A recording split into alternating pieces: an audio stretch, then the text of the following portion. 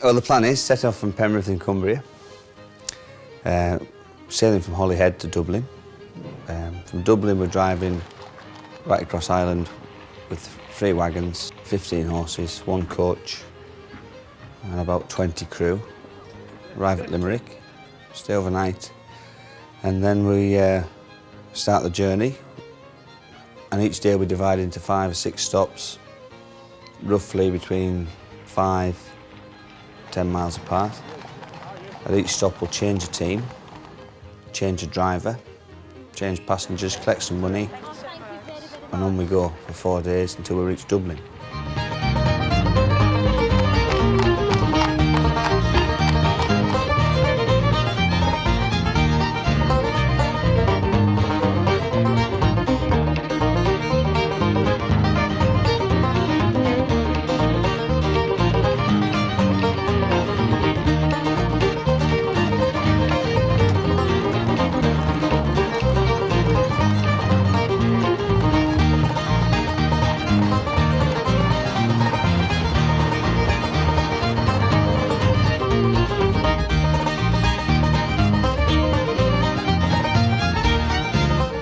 This programme is brought to you by Cumbrian Homes.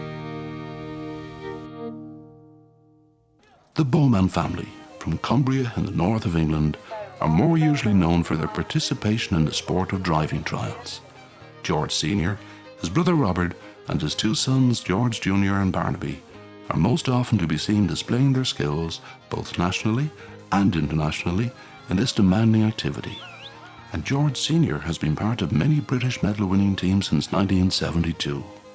However, in September 2009, the Bowman family took their 15 horses across the Irish Sea in a convoy of lorries to recreate the historical Limerick to Dublin coach run and raise money for an extremely worthwhile charity.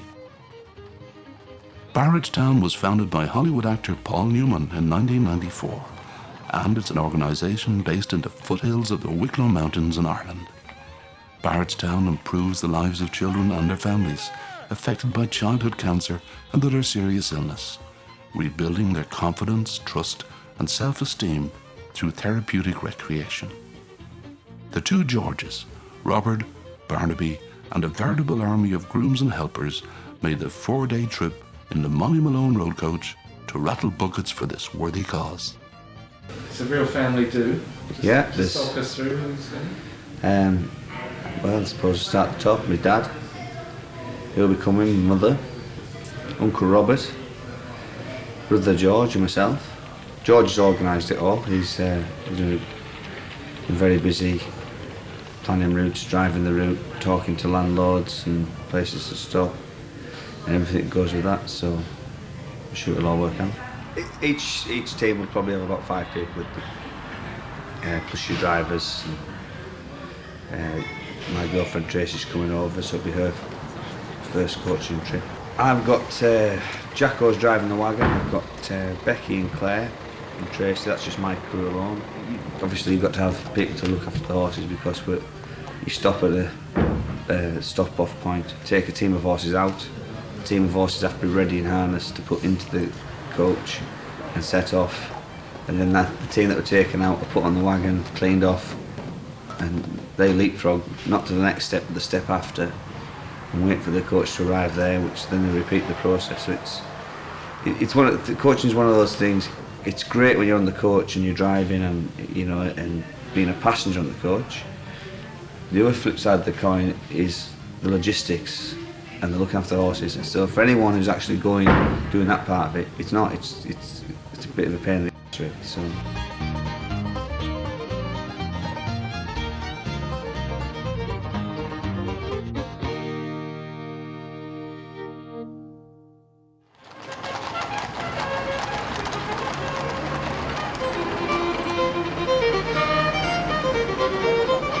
Had a ride on the coach there? Yes, and it's something I enjoyed immensely. And I've often said if I got a choice between driving a Rolls Royce or getting a spinner Rolls Royce, it would be a coach. And I didn't ever think it would happen like this. So I was really delighted. I was born on a farm and I'm quite accustomed to horses. And actually we keep horses just about a mile from here up the road. and we were very involved in show jumping a few years ago. Now, what fascinated me, what we call the riding shotgun. I suppose I would be romantic when I would see those American westerns and the person riding shotgun. So I had that experience today, and obviously I didn't need a gun like they did. So it was memorable, one of the most memorable duties I've done as Deputy Mayor, and I'm delighted to be of assistance.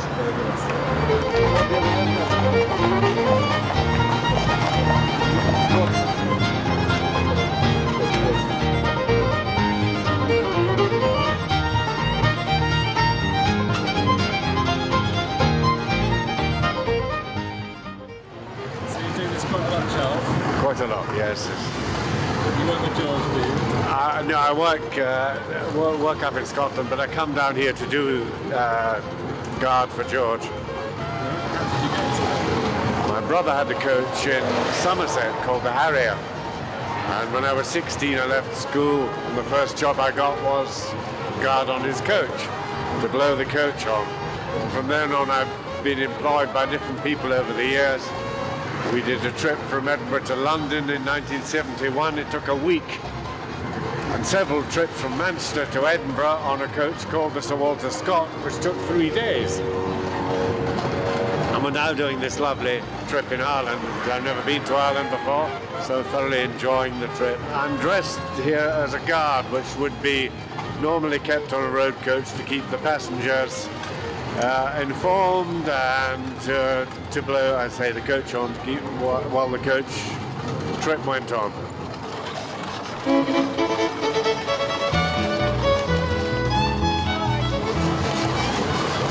Stand and deliver. Here we go.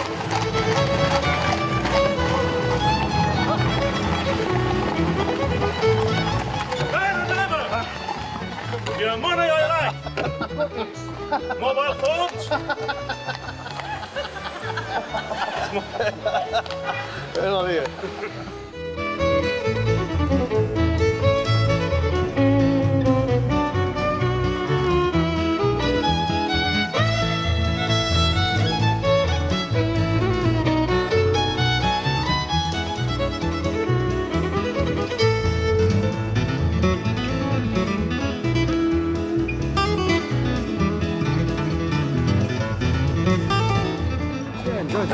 Good fun.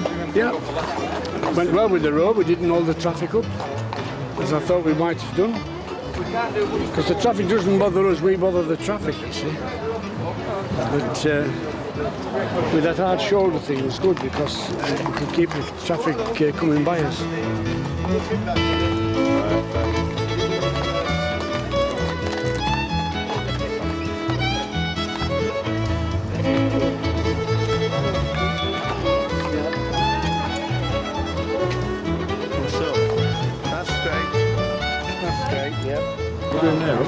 Just shortening the holes, shortening the reins just so you have a bit more hold on.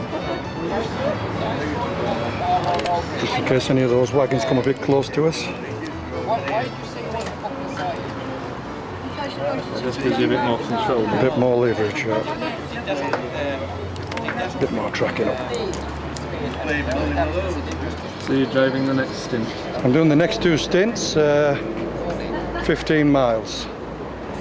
I'm doing 2 just to take the freshness off them, and then they'll be a lot easier tomorrow. They're very fit. We're doing the competitions all summer, so we need to take a bit of fire off. Thank you, Charles. No, yeah, I understand. Till they settle down. I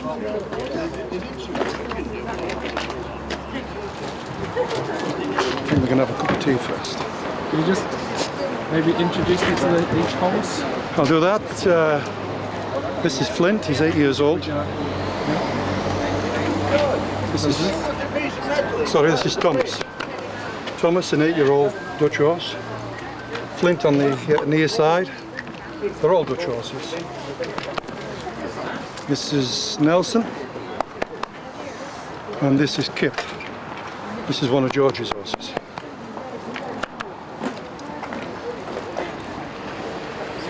And this here is Lowell, known as Madge of Benidorm.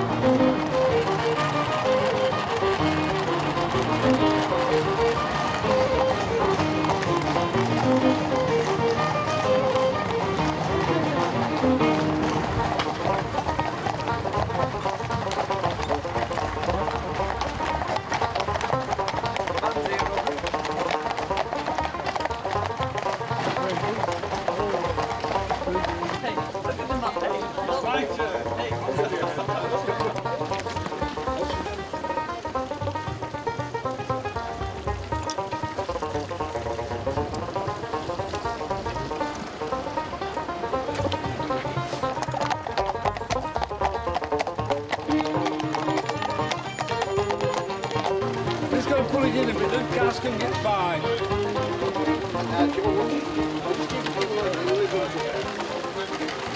Okay, that's fine. Brakes on. Back. Okay, it's gone well so far. A few hiccups at the start, but that's how it is. Ironed them out, haven't they? Robert's horses have gone well. George went like the master through Limerick, didn't he? So how many trips is this you've done now then? Well, George and I used to own this coach originally, and we went from Edinburgh to London with it, and also from Edinburgh to Dumfries, 1974. That was 412 miles. We went from Edinburgh to London for White Horse Whisky. They sponsored it. So you'll be driving this weekend? I don't know, getting too old. They say the health and safety. I think I might have a little drive when they get them weighed in. Yeah, lovely to see it again. And the welcome in Ireland is marvellous, isn't it? Couldn't come to a better place. And what a setting this is.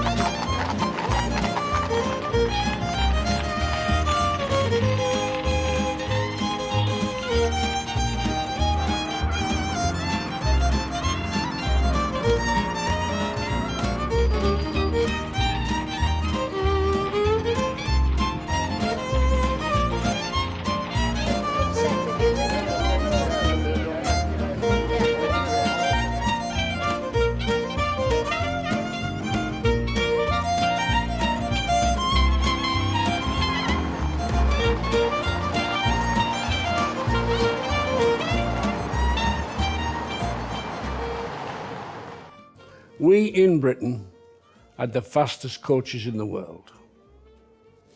And our coaches averaged 10 miles per hour, including changeovers.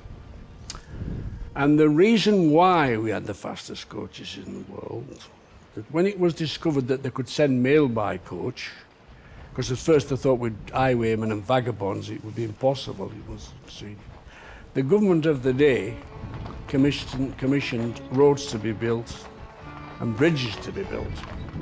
And Telford's the man who was famous for building bridges, and McAdam was the man who built the roads. McAdam's method of building roads was excavate a wide trench, put huge stones in the bottom, smaller stones on the top and finer stones. And then of course eventually he mixed tar with the small stones and he invented tar macadam, which is our asphalt of today. And the reason why we had the best roads and bridges in the world. And until our motorways came, it was 35 or so years ago, those roads that were built for those coaches carried all our traffic.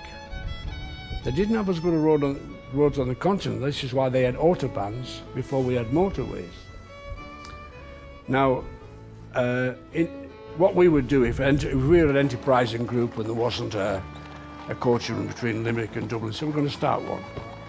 And what you'd always do, you set off from an inn, and we'd go 10 miles up the road and we'd find a wayside innkeeper, and we'd get him to horseless 4 horses. We'd say, right, we want them harnessed up, ready for the coach changeover at 8 o'clock every morning. And if you couldn't find a wayside inn, you found a wayside farm. And the innkeepers and the farmers were keen to do this because it was another business, you see, for them. And what those horses would do, they'd take the coach 10 miles one day and bring it back 10 miles back, but they ran back and forward over the same piece of ground the next day. Now, you will all see Wells Fargo yahooing and galloping. Now, their coaches average 5 miles per hour. which some of our soldiers can nearly march at 5 miles per hour.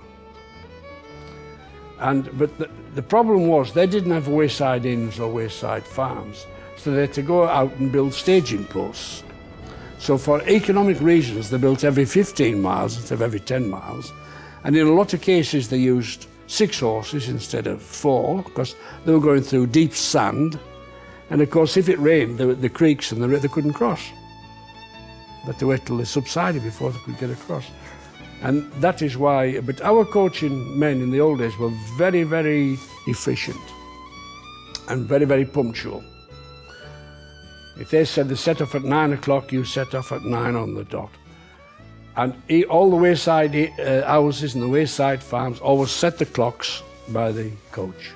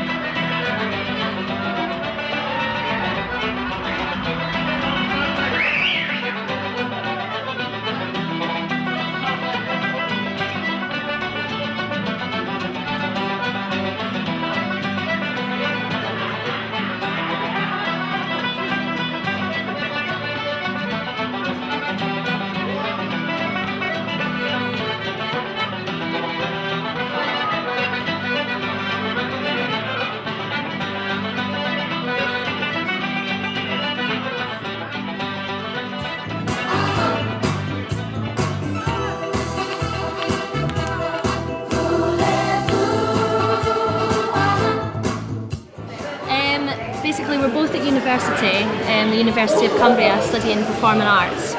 We're going into our 3rd year. As well as that, we're in an ABBA tribute band called Sweet Dreams, and we tour all over the UK at the moment. Just doing an ABBA tribute act, really. So, obviously, we're trying to raise as much money as possible for the charity. So. It's really nice to be able to just sing a song and then people are like, okay, well, there you go, there's a wee bit extra, seeing as you've made the effort. You've made the effort to perform and dress up and be freezing on the coach all day. So it's really good to raise money for the charity.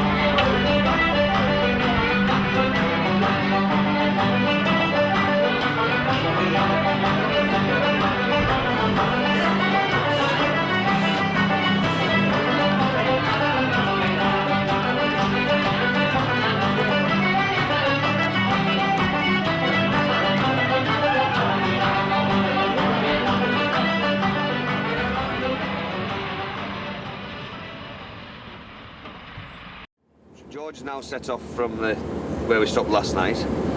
We're going on to the 2nd stop where we'll harness the horses up, wait for the coach to arrive, and when they arrive we'll swap teams.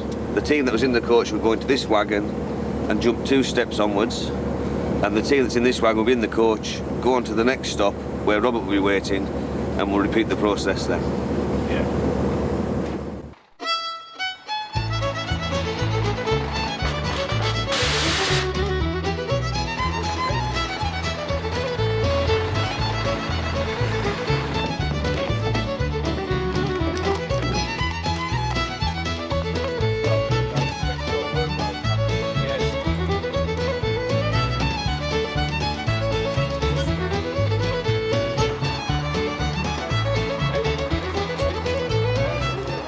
Do not wee on me or do anything horrible while I'm under here. You'll be in trouble. No funny ideas. The horse! I'm right under his bits. What's your role in all this then? I'm just a wagon driver. Just? Just a wagon driver. Is that right? Yes. And how long have you been doing that for? Oh, 9 years. Yeah. The Bowmans. Don't do it, man. I think that's a good job. 9 years. 9 years, long Yeah. enough. And you enjoyed every minute of it, haven't you? Yes. Yeah. Very good. You meant that as well, then. It's been good. I did mean it, Yeah. Bog off. The way Barnaby Bowman. This is his moment. The moment just flated past me. Let's get him in. Yeah.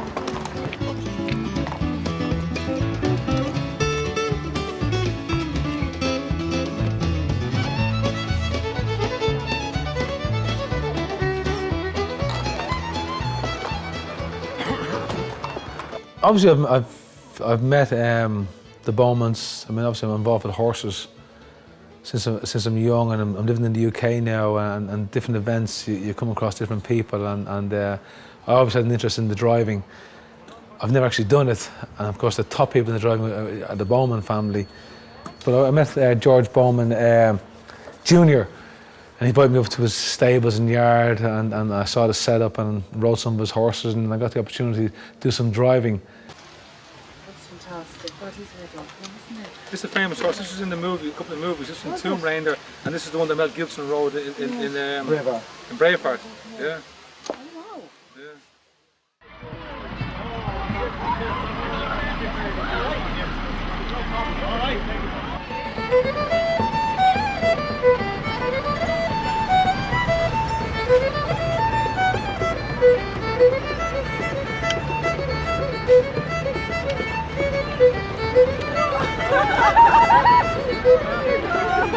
For 100. For 100, right? How about two? Like get one from each. Hold on a minute. 50 and 50. All right, now, come on, give me a flip. Give me a. Excuse me, guys. Trying to make a deal now. All right, for 50 each, right? 50 each, so right, I'll okay, do I it. go George and I'll wave the 50. So, right? 50 each. Okay, right? Right. 150.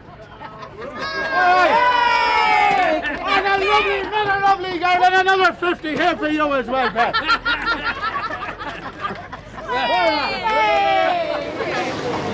Lads, if you've any of loose change, throw it in the bucket there, lads.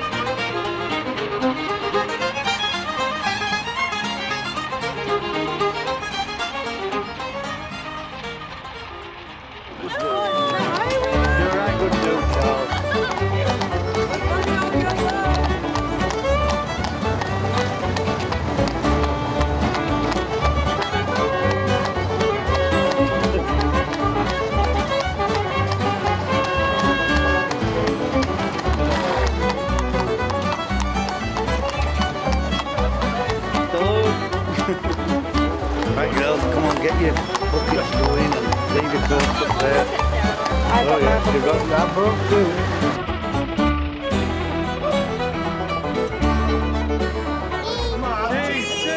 Cheese, take it. Take it. Get in the car. Pick it up.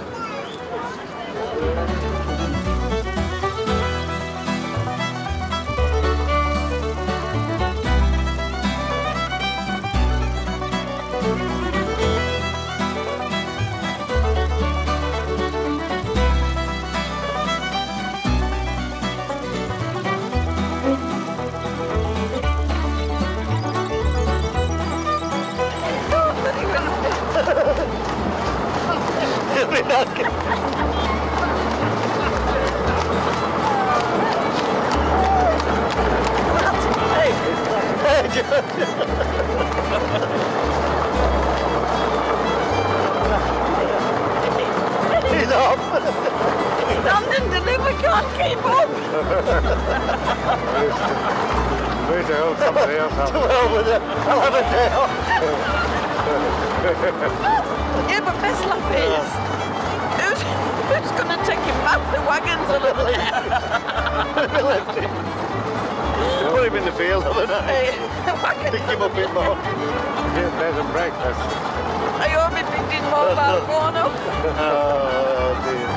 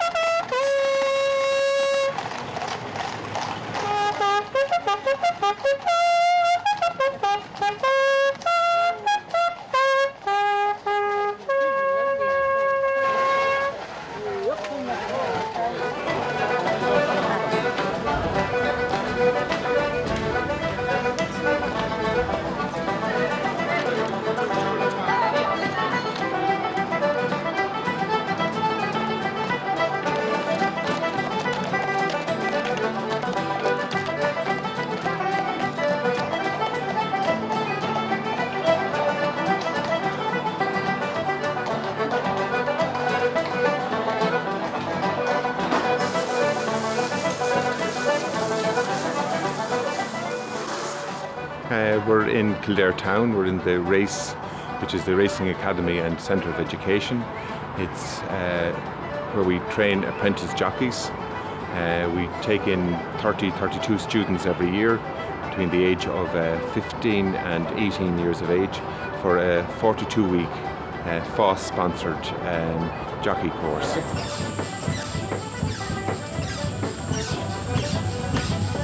Look out in front of you, see where the horse is going. Now, you get your bum right down to the saddle. You see, you really feel it burning on your legs already. Yeah. Stop like.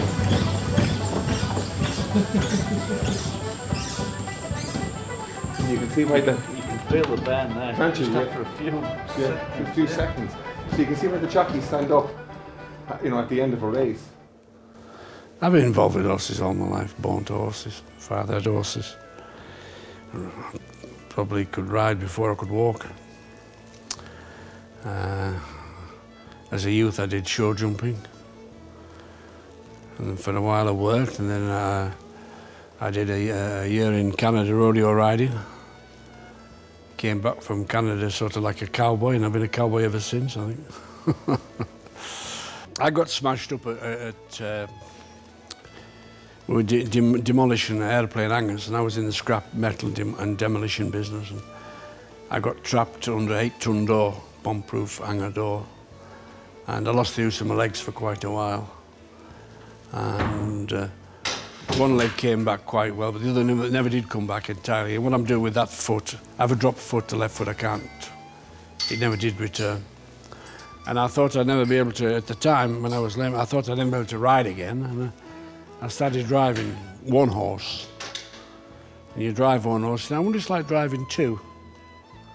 So I drive two, and then my friend Jack Collins, and he had two. So one night we put them together as a team. The following week we had a team each. And it's just gone from there. and I bought a coach in Reading in 1970 for £635. And I remember coming back up the motorway with it on my trailer, and I thought, oh, I was sick up to here. Thought, all that money. A fool and his money has soon parted. I didn't tell my father how much I gave for it. I told him I gave 30 quid for it. Anyway, I sold half share of it to Jack Collins for £300. And about 30 years ago, he retired and went to the Isle of Man. I gave him 3,000 for the half share back. What would that be today then?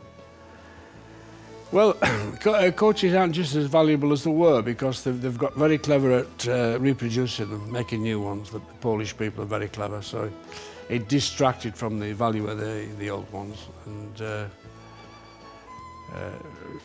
good job, really, because the old ones, really, they weren't put in museums because wood, they're mostly made of ash. And they always say God gave ash a lifespan of 100 years. And ash, it's in layers like plywood. And when it's been cut for 100 years, the alternative layers turn to dust. And although the thing may look sound, and you can hit it, it sounds sound. But all of a sudden it just breaks. And it's like dry rot when it breaks, no warning. And all these genuine old carriages are all 100 years old. And to be honest, they have to be unsafe in a lot because you see, in the wheels, you've got 3 different woods. You have alum for the hub, oak spokes, and ash for the fellies because they can steam ash and bend it. And the chassis of a coach is ash because they can shape it and bend it. And as I say, when it gets to 100 years old, they become unsafe. So you lads ride along on that coach today, you didn't realise it, you couldn't. Glad you told us after.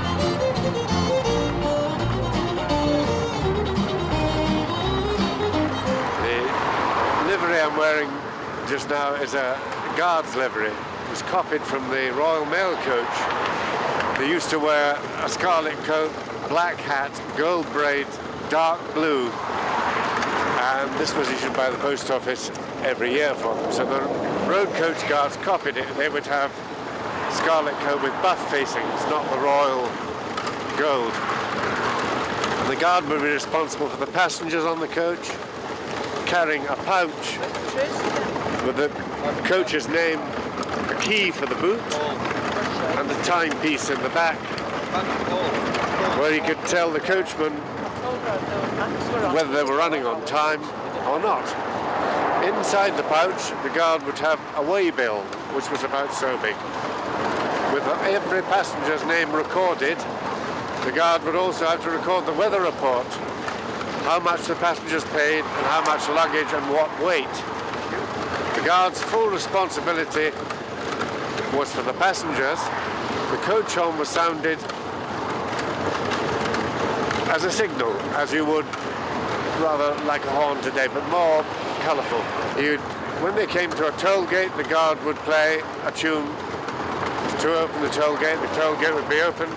The guard would then play Change Horses when they came up to an inn. And the ostlers would be outside the inn, horses already harnessed up, in and out in under a minute. The guard would then blow on, a tune for everything, and longer tunes during the day to keep the passengers entertained. That was the full guard's duties. I'm trying to do the same.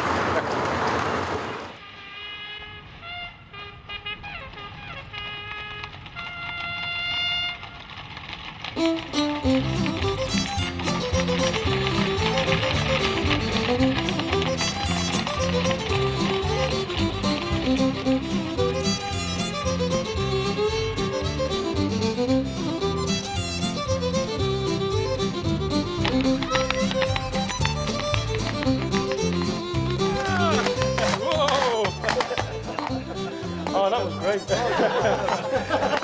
Excellent. Right, we can have a drink now, yeah? Yeah, we can. I gotta ask you a question, right? Where'd you get this mask? It's a little bit kinky, I think. I don't, You won't see the rest of the where's the outfit that came with this? Thank you very much. You're welcome. Thank you very, very much. Yeah.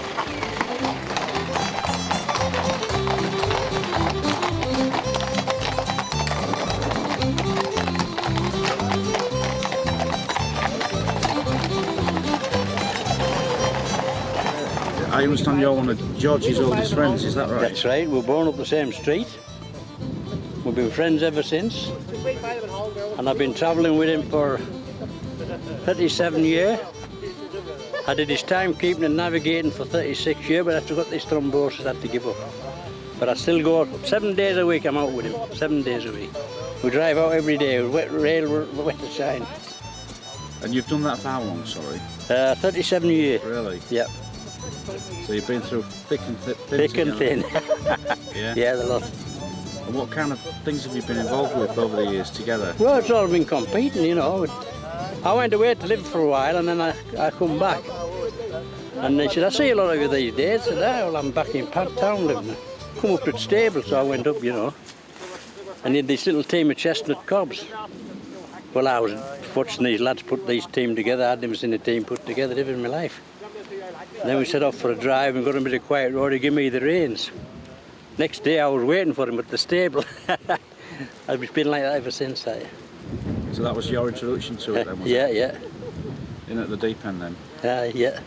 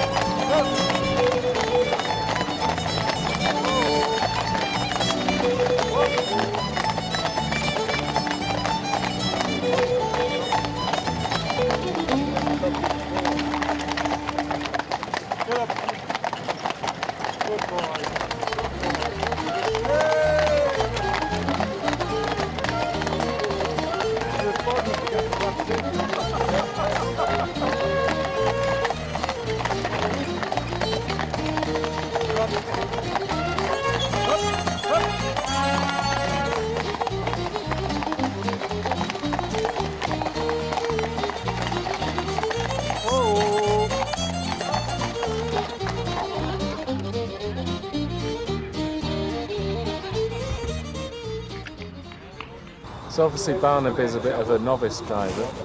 A complete novice. But under my wing, I'm sure I can make something of him.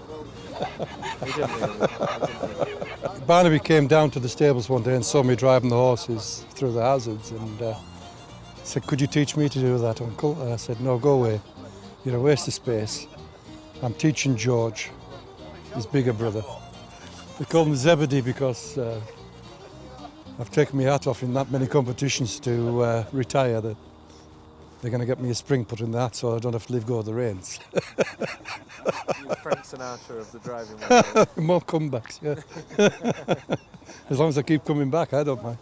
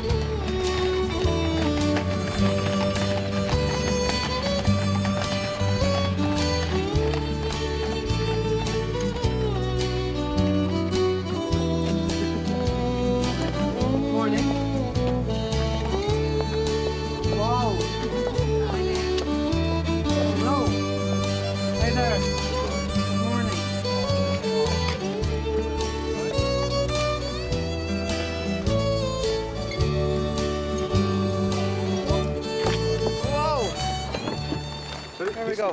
That was it. End of the trail. Very eventful. We had a great time. The first stop in Limerick, the wagons got gridlocked in traffic, so we stopped and there was no horses to put in the coach, fresh one, so we had to carry on and do another 9 miles. I think that was the only big hiccup that happened. The horses got fitter as they went on. The first day they were getting sweated up, the second day they were trotting dry, they were going really well. So. Apart from that, good drive. Apart from that, we all had a lot of fun doing it.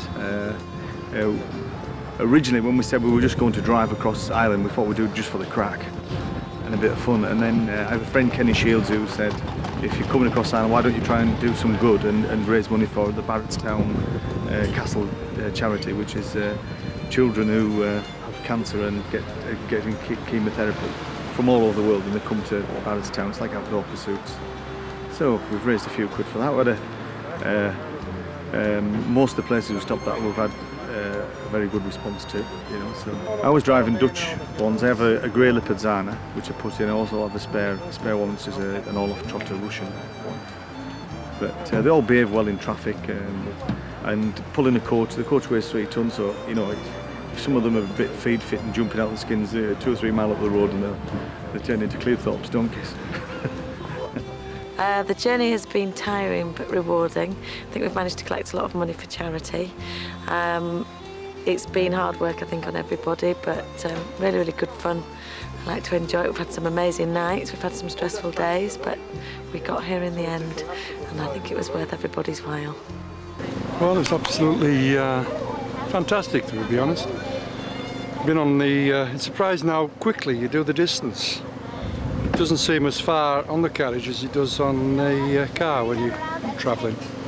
It's been hard work because you have to get the horses to the set down place. You have to then to move on to the next, and then putting the stable in up every night and taking it down every morning and getting everybody to where they wanted to be was a little bit of a headache at times, a little bit bad-tempered, but now that it's all over, we've all thoroughly enjoyed it.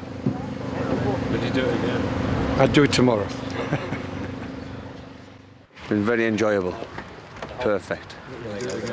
Certainly, I'd love to do it again. Maybe go from Galway.